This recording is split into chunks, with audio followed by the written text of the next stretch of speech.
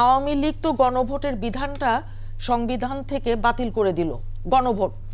পরে যখন এই যে এটাকে আবার যখন রিইনস্টেট করতে হবে সংবিধানে, গণভোটটা এমন একটা বিষয়, এখানে একটা সংসদ থাকতে হবে, এটাকে সংবিধানের অংশ করতে হলো। আমি আইনের ছাত্রী হিসেবে বলছি, সংসদের অ্যাবসেন্সে রাষ্ট্রপতি অর্ডিন্যান্স জারি করতে পারেন, সেটা সত্যি, যদি খুব জরুরি খুব গুরুত্বপূর্ণ হয়।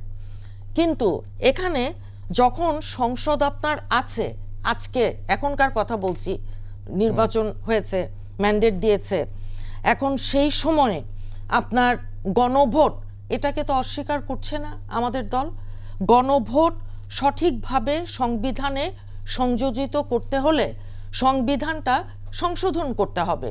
এই পর্যন্ত 17 বার সংবিধান সংশোধন করা হয়েছে, এখন কোনোবার তো আপনার সংবিধান সংস্কার করা হয়নি, যেটা নিয়ে জামাত আননেসেসারি একটা বাহাস তারা তৈরি করছে। তো এটার পেছনে তাদের কি উদ্দেশ্য? সংস্কার ছাড়া মৌলিক কাঠামো সংশোধন কিভাবে হবে? এখানে আপনার মানে সেটাই বলছে যে তারা বলছে নতুন সংবিধান রচনা করবার কথা।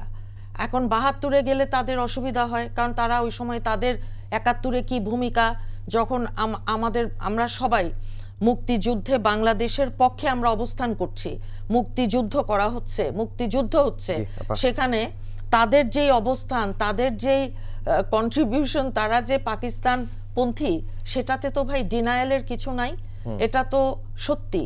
এখন তারা যেই রাজনীতি করছে সেটা বাংলাদেশের মানুষ দেখবে, বাংলাদেশের মানুষ বিচার করবে, কিন্তু সেই দিন তাদের যেই ভূমিকা সেটাও বাংলাদেশের মানুষ তো বিচার করবে।